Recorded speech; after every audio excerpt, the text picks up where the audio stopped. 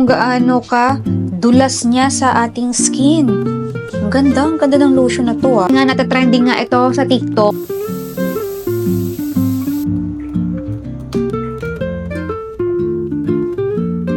Oo nga, ang galing na itong lotion na to. I like it. Ayan Kita nyo ba, girl? Ayan, may mga shimmer siya, may mga glitters.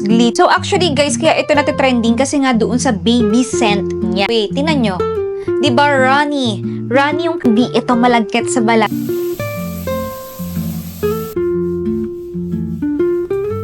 Hi, everyone! So, welcome sa ating channel!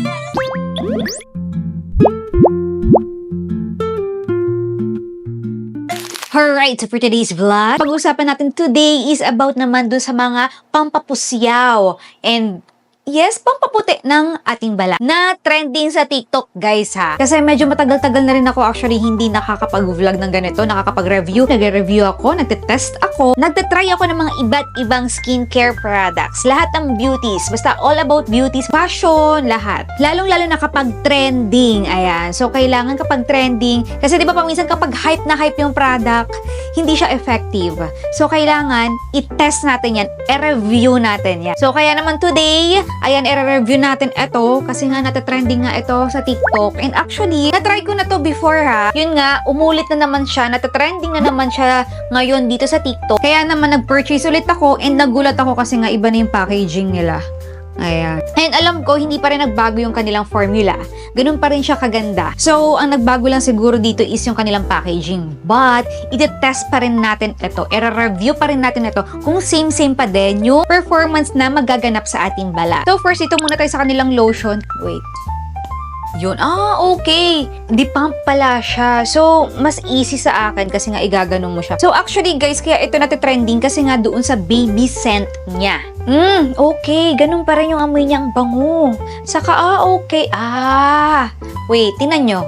Diba, Ronnie? Runny yung kanyang texture. So, meaning, ayan runny and watery yung texture niya. So, meaning, hindi ito malagkit sa balat. And this is, pinaka gusto ko sa lotion. Kasi, alam naman natin, lahat tayo ayaw natin ng thick and malagkit. But although, kapag gabi, pwede natin silang gamitin kasi nga, mas nakaka-moisturize siya ng balat. But for me, depende pa rin yan sa preference nyo. But, karamihan sa atin, mas pinipili yung ganitong texture ng lotion kasi nga, runny nga siya, watery, so hindi siya malagkit sa ating balat. But still, titingnan natin kung nakaka-moisturize pa rin ito ng ating skin. Oo nga, ang galing nitong lotion na to. I like it. Ayan, kung makikita nyo, ayan may dry ako dyan. So, gamitin na agad natin. So, this is day 1 ha, na paggamit ko nitong product na ito ulit. Oo nga, ang ganda. Ang ganda nito sa... ang ganda sa balat. Oo nga, ang ganda niya sa balat. Parang ang refreshing niya sa balat. Ang lamig. Ganun yung na-feel ko kagad. Kasi syempre, diba, sa dami-dami ko nang tinatry ng mga lotion is may mga malagkit. Alam niyo, yung unang lagay pa lang, ang thick agad, tas ang lagkit, girl. Ayan Kita nyo ba, girl? Ayan, may mga shimmer siya, may mga glitters siya. Kumikinang-kinang yung iyong balat. Ganon. So, syempre, review ko na itong product na ito. So, meron daw siya whitening booster and nakaka-protect siya ng ating skin barrier. At ang pinaka is nakaka-reduce siya ng ating fine lines. In short, anti-aging din ito. And ang pinaka nagustuhan ko is SPF 50 PA+++, which is, ayun ang pinaka gusto na. Ay, oo nga. Na-feel ko na. Hindi nga siya malagkit. So, pwede siya sa araw. So, pwedeng ito yung i-lotion natin sa araw kasi nga may SPF 50 siya. Tapos, alam mo yun, mas lalo kung naamoy yung scent niya. So, yung scent niya, para siyang baby scent, baby powder scent. Yun, ganun yung niya. Ang bango, girl. Grabe, magugustuhan to ng jowa mo. Ganun. So, try natin to kung merong white cast, ha. I-picturean natin actual. So, ayan yung picture. Wala siyang white cast. Ang sarap. Parang, alam mo yun, parang nagpa-powder nga yung skin ko eh. Ang sarap niyang hawakan. And, meron siyang Jinju Whitening Peptide. Wow, and formulated in Korea pala ito. Okay. Kasi medyo nakalimutan ko na. Kasi nga, matagal ko nang na-review to. So, ngayon ko lang siya ulit na-review. So, bleaching soap ito. And the maganda na to is hindi siya harmful sa ating skin kasi oats siya. Pinaka main ingredient is oats. And then plus meron siyang retinol. So, i-explain ko pa ba si retinol, guys? Alam ko naman lahat sa inyo is alam nyo na si retinol. So, sa mga hindi nakakaalam, si retinol is anti-aging. Hindi lang actually anti-aging, maraming mas magagandang benefits kapag once na gumagamit kayo ng retinol. And yun nga sa sinasabi ko sa inyo, kapag nag-age ka na ng 20 plus, kailangan gumagamit ka na ng mga retinol, mga anti-aging creams, sabon, lotion, and plus sunscreen. So, ito na nga si lotion natin is may sunscreen. So, perfect ito sa'yo kasi nga may ganun siyang benefit and plus malakas yung whitening effect nito kasi nga bleaching soap siya. So, meaning ang bleaching soap is magpipil ka dito. So, don't you worry kasi for sure matatakot kayo kasi nga magpipil. Yung tinry ko siya, micro-peeling lang yung effect na nangyari sa aking skin. Kasi nga paminsan, girl, kailangan din na nagpapalit balat tayo. Kasi nga sa sinasabi ko sa inyo, pag nagpalit balat yung ating skin is doon lalabas yung pagka-baby skin ng ating balat. So, in short, exfoliating. Ganon. Kasi nga, itong nasa labas ng skin natin is dead skin na yan. Kasi nga, from UV rays, sun damage, mga harmful na nadidikit dito sa ating balat. Lalo na kapag lagi kayong exposed sa labas. Commute. Kapag nagko-commute kayo, syempre prone na prone talaga kayo sa araw. And sa mga, alam mo yun, yung tambucho, yung dumi. So, yung skin natin, prone talaga sa mga ganon. So, perfect talaga kapag gumagamit tayo ng mga ganito. Para sa protection and para sa long life ng ating balat. Kasi girl, sa sinasabi ko sa inyo, kailangan natin alagaan yung ating skin. Hindi to kaartehan ha. Baka sabihin kasi ng ibang arte-arte naman nitong babae nito, kung ano-ano yung mga nilalagay sa sa katawan. Girl, importante, self-love and self-care sa inner and physical na kaanyuan natin. Okay? Importante na nag-aalaga tayo ng skin. Basta lahat. Kasi nga, in the future, tayo din yung magbe-benefit ng ganito. Yung iba pa nga, di ba, nagpaparetoke pa, pumupunta pa sa mga derma. Diba? So, kapag 20s ka pala, agapan mo na para hindi ka na pumunta. Kasi mas magastos yun, girl, kapag pumupunta ka sa derma or kapag nagpaparetoke, diba? So, mas magastos pa. Hanggang mas maaga-agapan na natin, gumamit na tayo ng mga ganitong products. Kaya nga, nandito ako sa industry na to. Kasi nga, ang laki ng naidudulot nitong mga ito sa atin. So, ang dami kong chika. So, iyon na nga, in short, perfect na perfect talaga itong mga ito kapag nagpapaputi ka ng ating balat. And plus, kapag kasi mga peeling solution, peeling soap is natatanggal yung hyperpigmentation natin. So, yun din yung isa sa benefits. And, syempre, mabango to, girl. Yung lotion pa lang nila, ang bango. Ito pa kaya. So, milky scent yung kanyang amoy. So, now, ititas muna natin itong product na ito. Ang kiniklaim nito is 3 days lang magma-micropeel na agad siya sa ating skin. Kasi paminsan, ang hirap eh. Yung alam mo yun, isang linggo ka na nagpipil, so hindi ka makalabas ng bahay kasi nga, para kang ahas.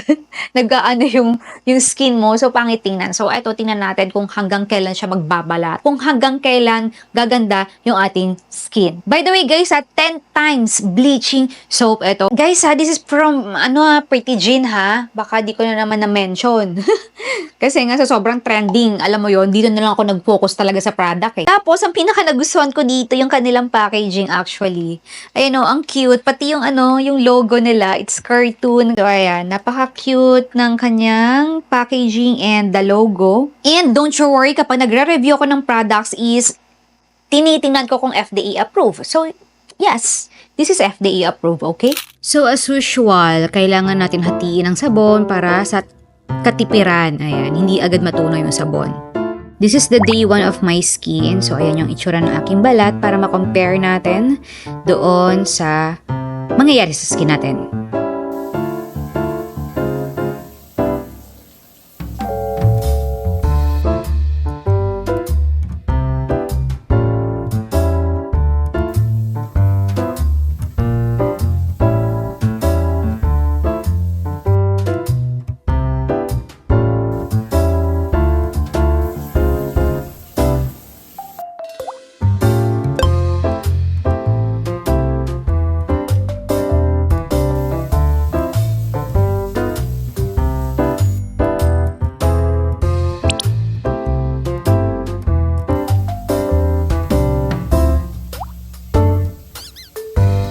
Then, after 1 week, ayan yung sabon natin. In fairness, nakaabot siya ng 1 week sa akin. Anipis na nga. So, syempre, nag-a-add ako ng lotion natin after kong maligo, after natin gamitin yung sabon, para mas ma-moisturize yung ating balat. Lalo na kapag nagpipiling soap tayo, much better talaga nag-a-add tayo ng lotion para hindi masyadong maging dry yung ating skin. Saka syempre, para mas lalong gumanda and mas lalong ma-appreciate natin yung epekto ng product na ginagamit natin.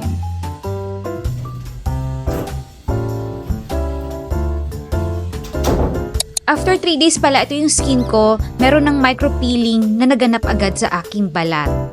And after a week, actually parang magto 2 weeks na, so ayan yung skin ko, napansin ko parang, alam mo yun, ang kintab-kintab ng balat ko. Ayan, diba? Saka napaka-moisturize niya talaga sa aking balat. Ayan.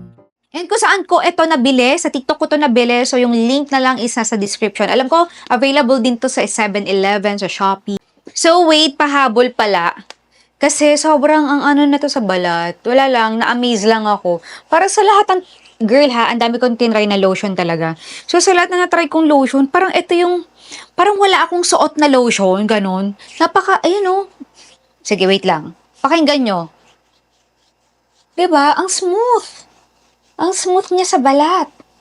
Diba? Naririnig nyo? Kasi nga diba, kapag dun sa mga malalagkit na lotion, may tagging na nangyayari. Dito ang smooth. So, perfect talaga to, lalo na kapag hindi kayo masyado nag-aircon.